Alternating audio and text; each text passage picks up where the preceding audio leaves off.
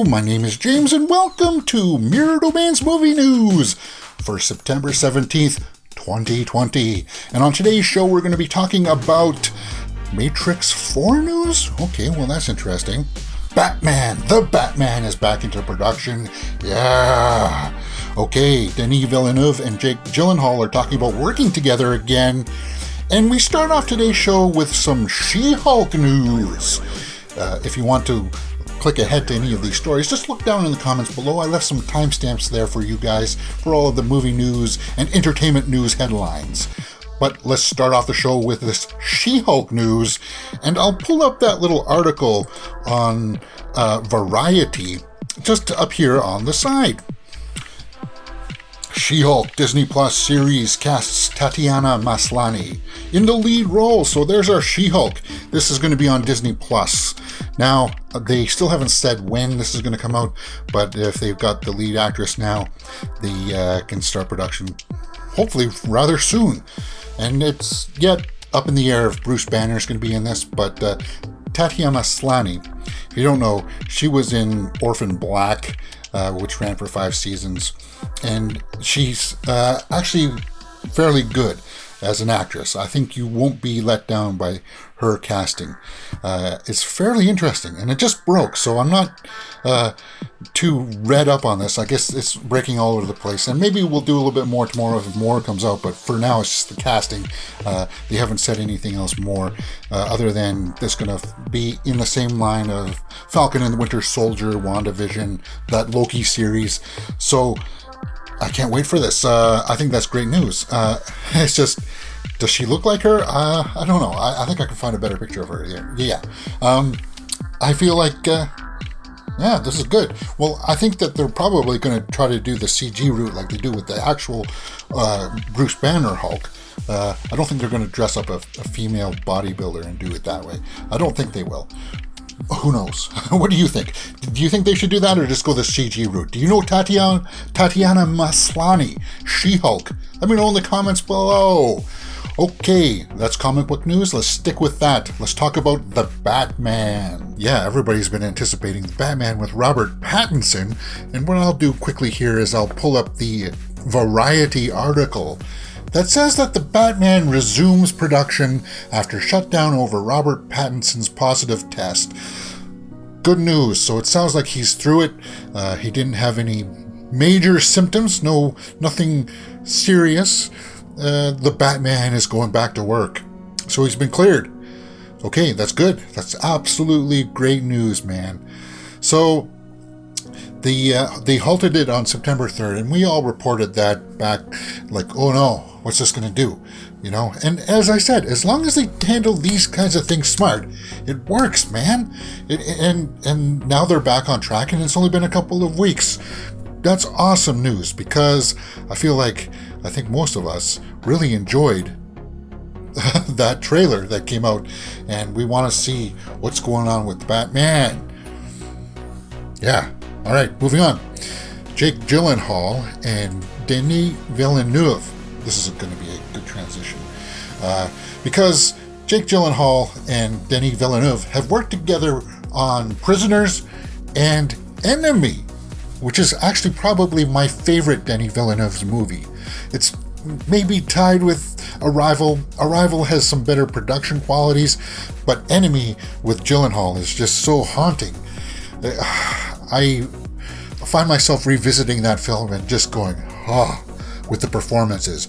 If you haven't seen it, he kind of plays like a professor that sees a video of himself acting in a movie, and is there a twin of him out there or isn't there a twin of him out there?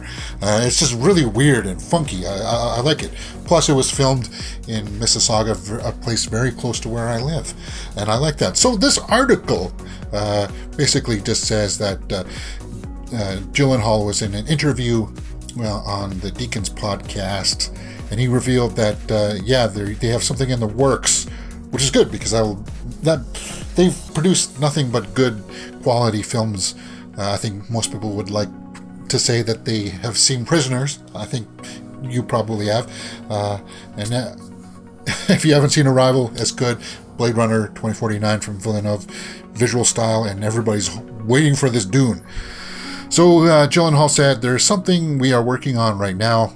And I like that because as I read into it a little bit more, we see that Villeneuve, he's getting taxed by all of these big productions, like between Blade Runner 2049 and Dune, which are huge, monumental productions. Yeah, that can beat you down. You get tired. You're running yourself really, really into the ground doing those kinds of projects. So I saw that he made a quote that he says that he's looking to get back into a smaller indie film. And I think that's where Gyllenhaal and him did the best work with Enemy. I just can't wait to see that back. But Dune is Villeneuve's next big picture coming out, this guy right here. We've all seen the trailers, and that'll tie nicely into this next story. Dune is coming out in December, as of now, December 18th.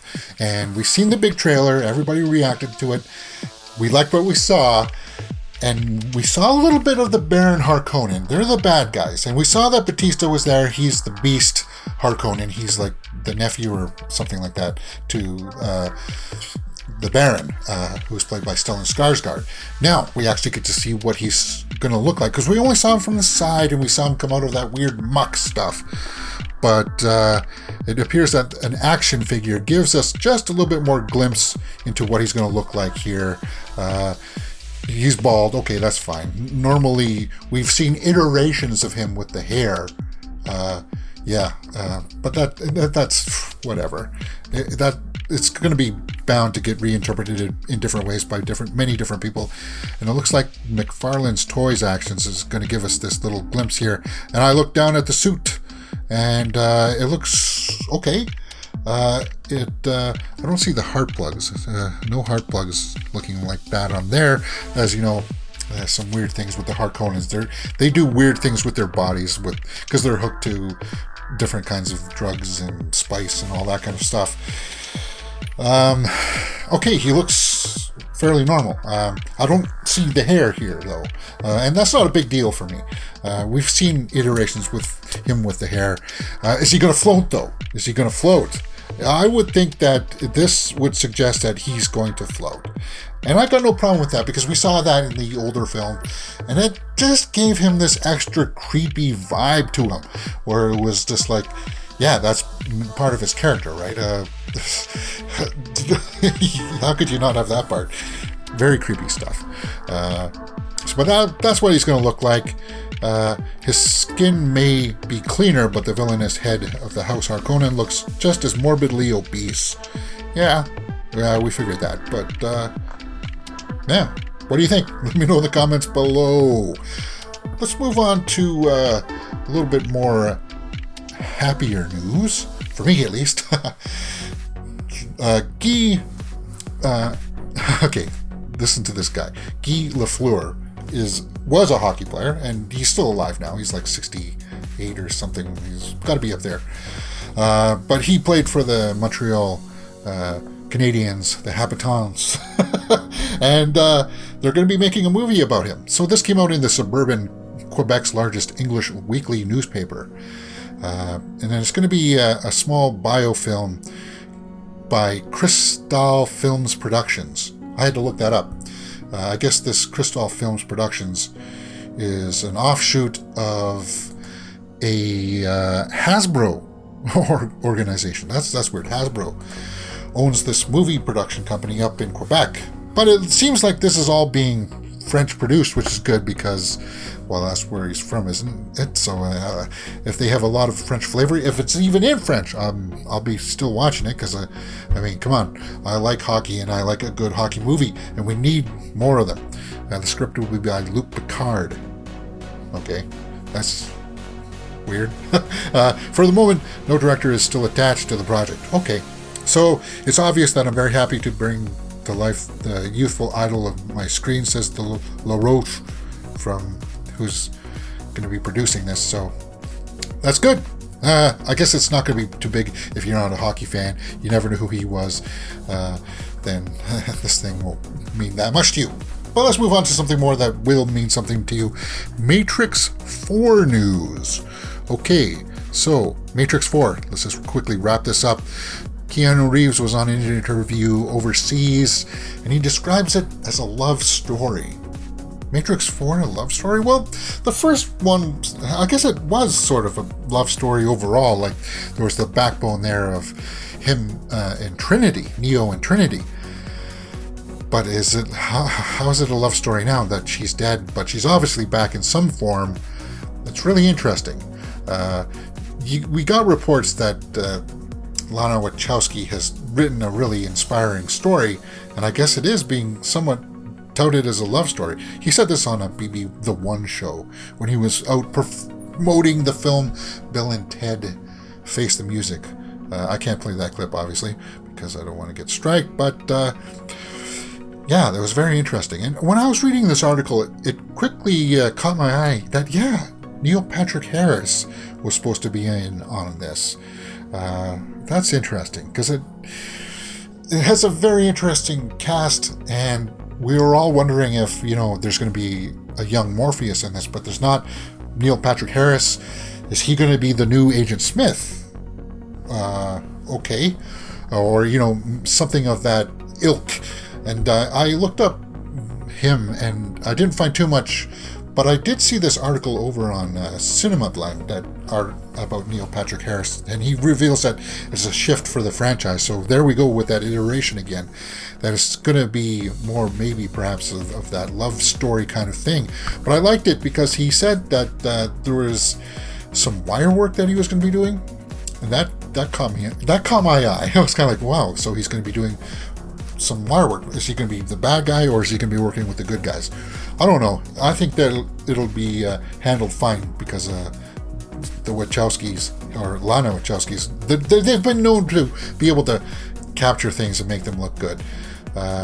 His quote here says, "I think she has a great inclusive energy, and her style has shifted visually from what she had done to what she is currently doing." Oh, so it has changed. But how much? Let's just continue on reading down here. He doesn't go into any further detail about how the visual style has shifted beyond saying that it has changed in an evolved way. So the film we're going to see likely won't feel like a radical departure, just a step forward. Okay. Wow, but the Matrix films were innovative with the camera technology to begin with. It's just interesting. That's good. That's great news. So that's the way that it's been so far in today's movie news. What did you think about some of these stories? What caught your eye? What made you go, that's very interesting. I want to know more about that. Let me know in the comments below. As you know, you can look for the timestamps for all the movie news, entertainment news down in the comments. I'll put them there for you. And that's it. YouTube is recommending a video for you to watch right there, and you can see my latest one just right here. My name is James, and you're watching Mirror Domain's Movie News. If you've liked what you've seen, please hit that thumbs up button and subscribe right there.